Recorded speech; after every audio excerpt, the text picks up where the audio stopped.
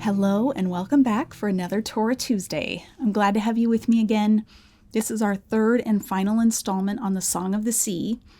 Although next week we'll be talking about Miriam's song, which directly follows this longer version of the song, and we'll talk about what is her role in the singing of this song overall.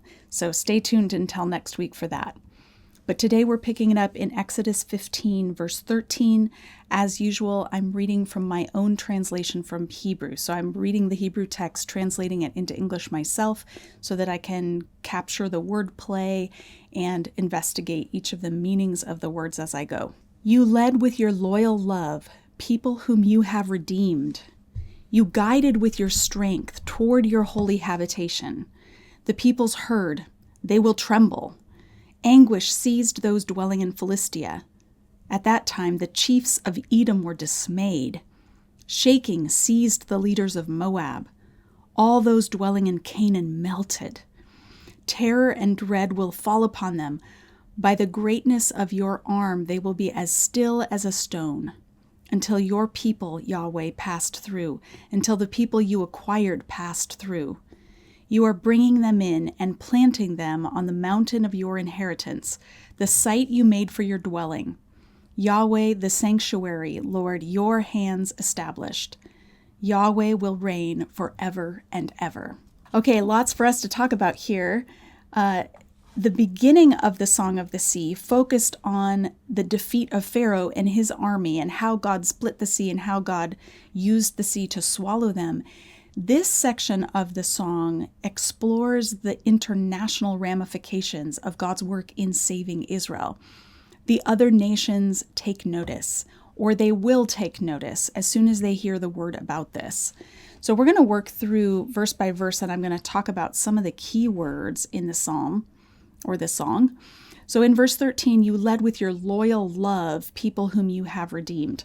The word loyal love is the Hebrew word chesed, which many people have heard of before. It's a special word for love that indicates covenant faithfulness or loyalty to a covenant partner.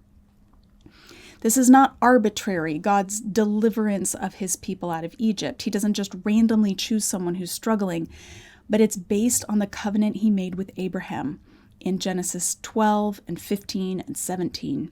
It says, you guided with your strength toward your holy habitation. And the word guiding and the word habitation are both words that come from shepherding. So guiding is a term that describes what shepherds do for their sheep, and habitation is usually translated pasture, like a pasture for animals. You can look at Psalm 23, verse 2 to see both words in the same context, also being used metaphorically like they are here. So God is leading his people through the wilderness, and he's doing it in a way that's similar to how a shepherd leads their sheep.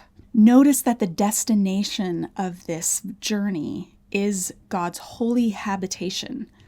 It's God's holy presence. They're not being set free for the sake of freedom. They're not just free now to do whatever they want. They're being led out of Egypt and into the presence of God. In verse 14, it says, the peoples heard and they will tremble. We talked last week about how Hebrew verbs work and how they don't have clear tenses in Hebrew, past tense, present tense, future tense, but they use various aspects that indicate whether an action has been completed or whether it's still ongoing.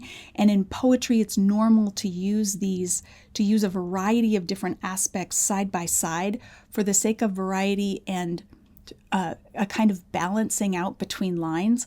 So we can't press too hard or too closely the way that comes across in tense in English, but I've tried to capture the aspect by using English tenses. So the people heard, that's completed aspect. They will tremble, that's incomplete aspect. There is a sense all the way through this psalm that what God did at the sea will have ramifications for some time to come, that it will continue to have an effect like a ripple effect through the area. So the peoples, we've had this word a few times already in the Torah. Genesis 17:16 describes Sarah as mother of many peoples. Genesis 27:29 is Isaac's blessing of his son Jacob, and he spoke of peoples serving Jacob and Jacob becoming many peoples. The other occurrences prepare us to understand the word peoples in an international way, but also that there's a family connectedness. If you go back far enough, there's family connection between them. And the peoples surrounding Israel often have that family connection in some way. A number of words indicate how the people are going to respond. They will hear, tremble, be seized by anguish, be dismayed, they'll be shaking, they'll melt. All of this language shows us that the people will be intimidated by what Yahweh has done at the sea, and it will shake them to the core. The word anguish is usually used of women in labor.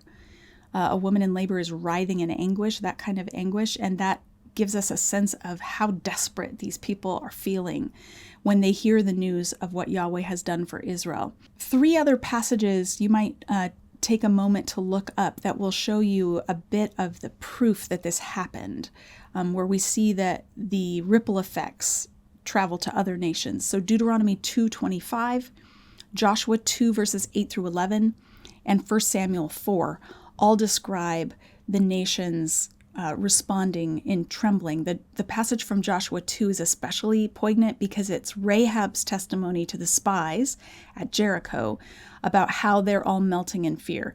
And it uses several words from this psalm to show us that what the song had anticipated in fact happened. Some people have argued that the mention of Philistia in verse 14 is anachronistic, that there weren't Philistines at this time period. Now, it depends in part on when you date the Exodus. If you take an early date, you might be right. There might not be any Philistines there. But the late date of the Exodus, if the Exodus happened in the 1200s, by that point, according to Frank Moore-Cross, there were Philistines in the time of Ramses II already in Canaan. And so this would not be anachronistic. In any case, by the time the Israelites arrived in the land, there were Philistines. And so this reflects that. Verse 15 mentions chiefs, the chiefs of Edom. The word chief is not too common in the Hebrew Bible. It only occurs 60 times in the whole Hebrew Bible and nearly always refers to the Edomites. So if you look at Genesis 36, verses 15 to 43, there's a genealogy of Edomites, and it has the whole list of Edomite chiefs. That accounts for the majority of the references to chiefs.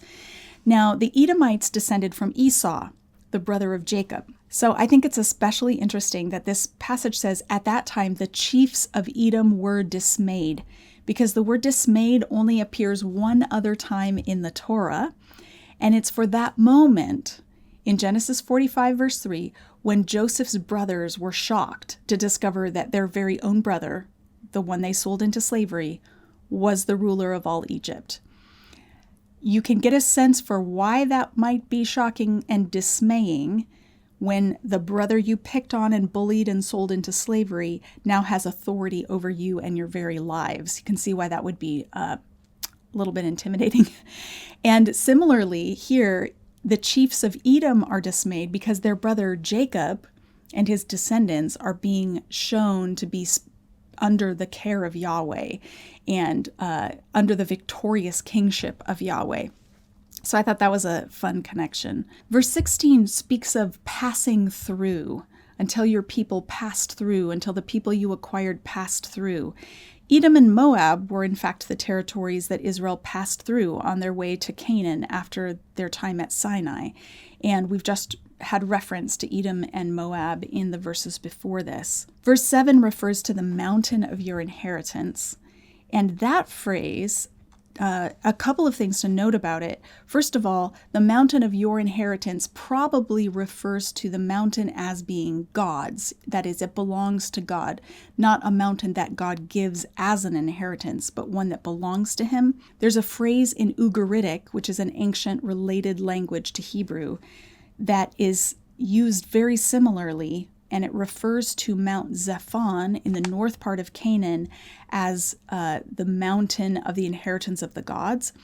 So because of its use in an Ugaritic context, that same phrase, mountain of your inheritance, Israel is claiming in this song not just that Yahweh defeated the gods of Egypt and Pharaoh in the Exodus, but also that it's a defeat of the gods of Canaan that would have been thought to live at Mount Zaphon. So the song is co-opting Canaanite imagery, Canaanite language to speak of Yahweh's victory over Egypt. I think that's really significant. This is the first place in the Bible, this line in verse 17, Yahweh, the sanctuary, Lord, your hands established.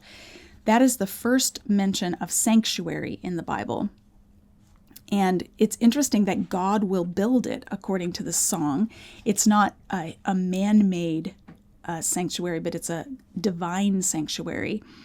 And it says, the site you made for your dwelling. And site is a pretty rare word. It only occurs 17 times in the Bible. Makon is the word. And it almost always refers to sacred space where God dwells.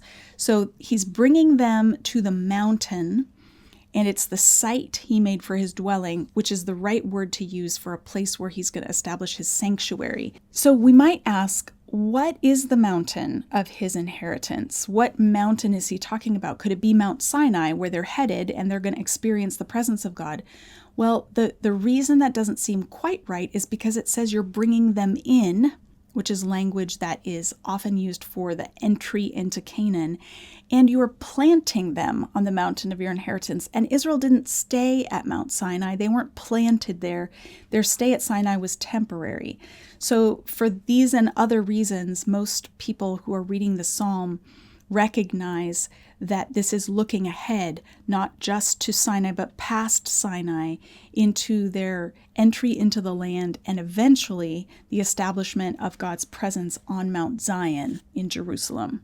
We see the planting language in a few other places in the Old Testament. You can check out these passages, Isaiah chapter 5, the first 7 verses, Jeremiah 1:10, and then Jesus exploits the parable from Isaiah 5 in Mark 12, verses 1 through 12. He retells the parable in a way that refers to himself.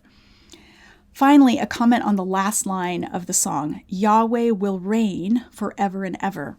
Now, if you've been part of a church community, this sounds like lots of the songs that we sing. We often talk about Yahweh's kingship. We often talk about him reigning, and so it's not all that remarkable or new.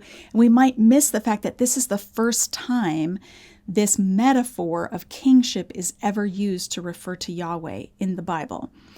And it's a really bold and defiant statement because it's the word for kingship. So reign is the verb malach that comes from the noun melech, which means king.